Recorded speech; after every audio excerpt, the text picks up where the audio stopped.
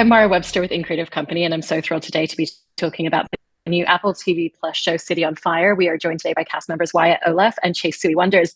And Wyatt, in starting with you, when we meet Charlie at the beginning of the show, it feels like he's kind of very stagnant in his life after the loss of his dad. And there's Yeah. even little details like we don't really see him with other people his age. And it feels like he's just in a space of real isolation. And I was interested in what the starting point of discovering this character and finding him at that place in life was, so that you could then build in all these wonderful details throughout the rest of the season as he really starts to open his world back up again.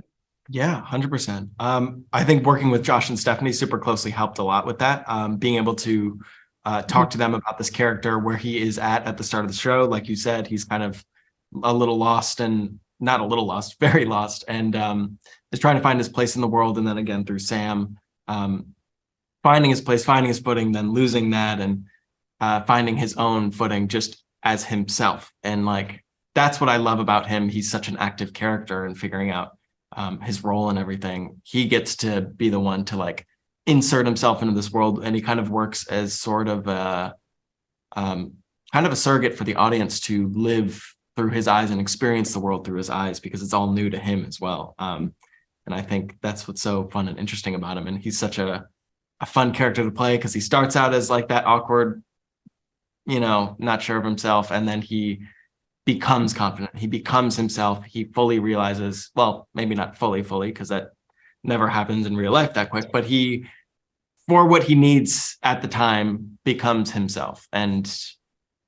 it's a really amazing character arc. So yeah. I love that, and such great points about him as well. And for you, Chase, with Sam, she comes across incredibly confident and very extroverted when we first meet her, but it feels like the more we get to know her, the more we kind of realize that sometimes there is a genuine confidence in her, and sometimes it's a cover for vulnerabilities and that space as well. And so how did you work with the scripts and work with Stephanie and Josh to really find those spaces of, where do I feel like she really owns her space, and where do I feel like she's still kind of discovering herself a little bit? Yeah, totally. I mean, that's like part of the beauty of it. It's kind of funny. It's like the opposite of Charlie's character, like, and they find each other like on this like inverted path of being vulnerable and being open with each other. But I feel like from the beginning, we in the conversation with Josh and Stephanie and Jesse, Sam is like so clearly like like you could have one read of her as like this manic pixie dream girl who is kind of like up on this pedestal and like is just always this like ethereal kind of character. But she definitely, has a past that she's coming to terms with. And she's like this kind of lost child who is trying to find her chosen family. And the way she does that is through these like really confident means of like barreling into like these different rooms in like the upper echelons of New York society, or like the downtown throes of like the music scene. And, that's her method of trying to find, trying to escape isolation and trying to escape loneliness. And so I think the two go hand in hand really beautifully. And it's not until, she meets Charles that she really can kind of let her guard down, and it kind of it catches you on your back foot. I mean, that's the best thing about Josh and Stephanie's writing, is like suddenly you're like having fun and laughing, and then you're like, whoa, this just took like a super vulnerable turn, and like suddenly I'm crying. I was laughing 2 seconds ago.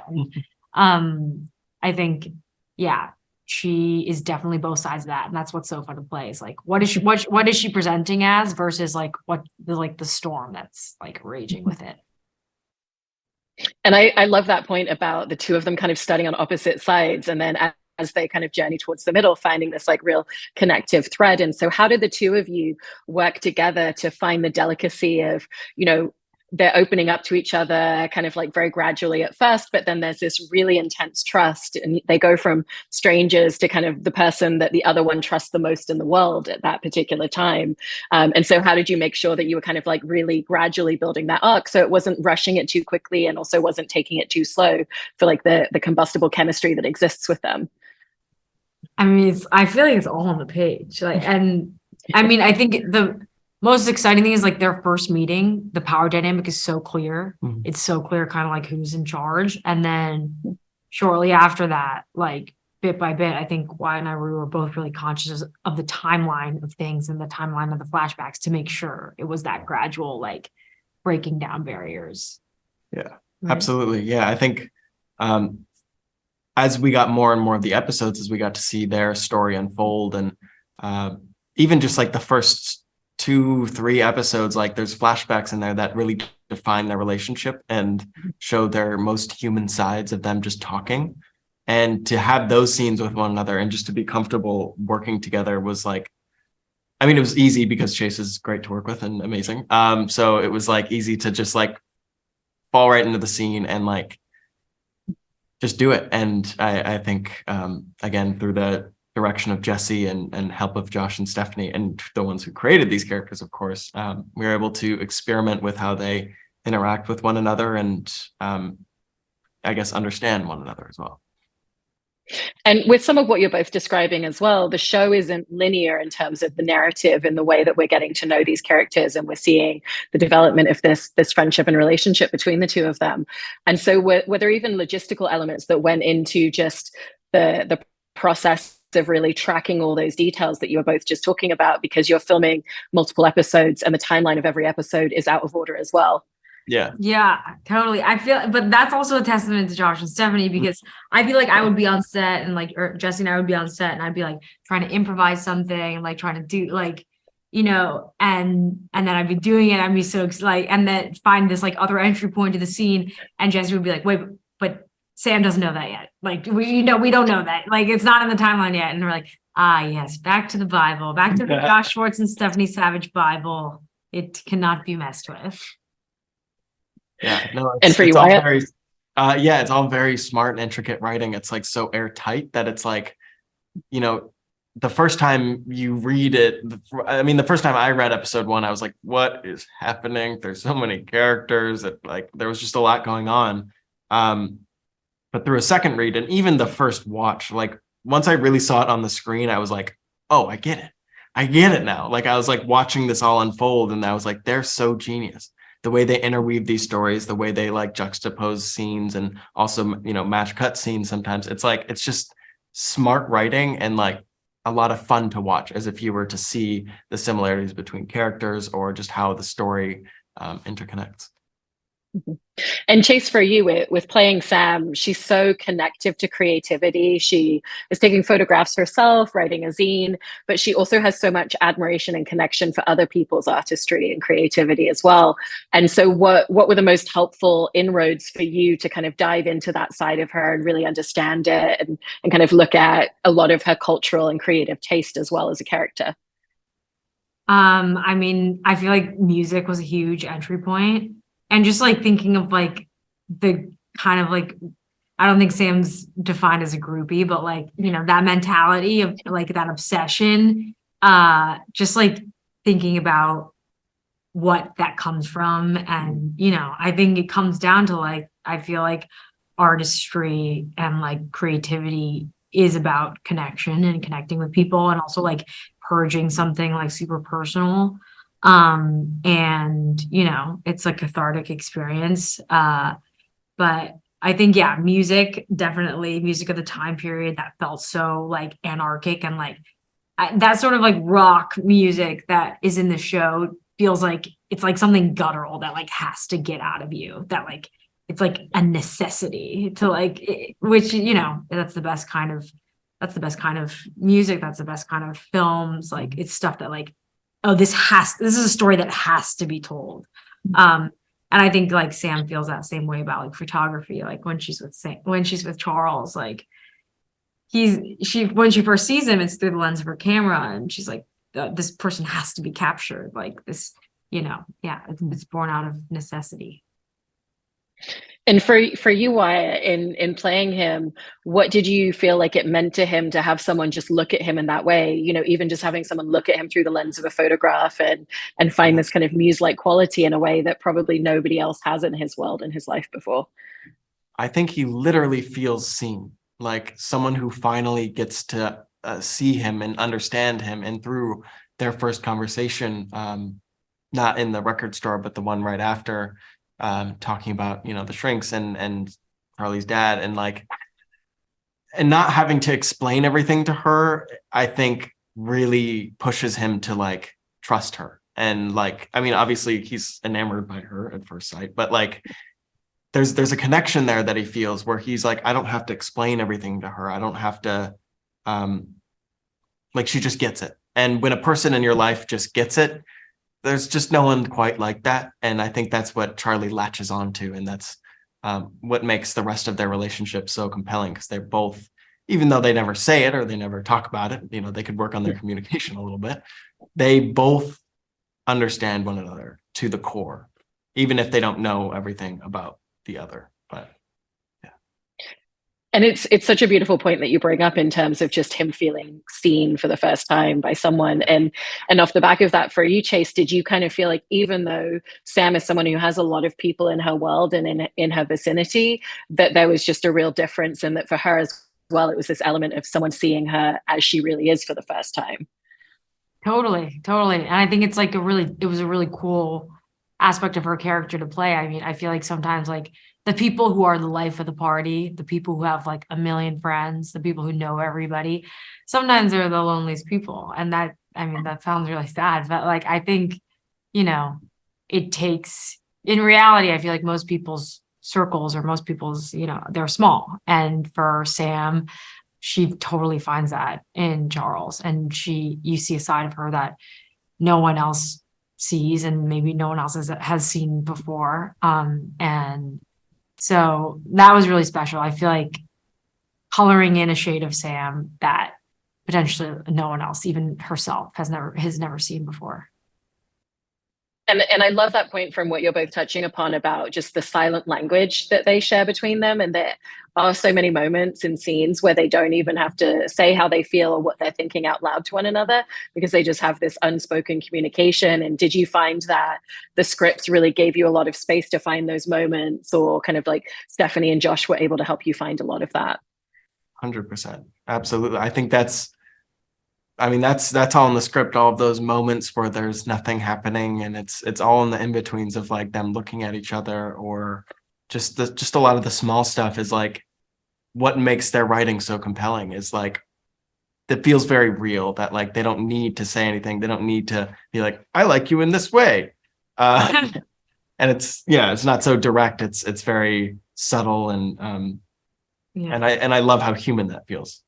It also feels like the unspoken moments are so painful and loaded, in part because Charles and Sam, like, they have this love that like doesn't quite match up. Like it feels like I've found my person, but this feels like the wrong time, or like something about this feels so scary and almost like too precious that I can't mess this up. And so I feel like in a lot of those times, especially in young love, like you feel like I don't have the words that are worthy of this moment. Like I don't have the language to like describe exactly how I'm feeling without, because part of it feels so painful. And I think that's where a lot of their unspoken like energy comes in. It's so interesting, but it's so painful. It's like torture.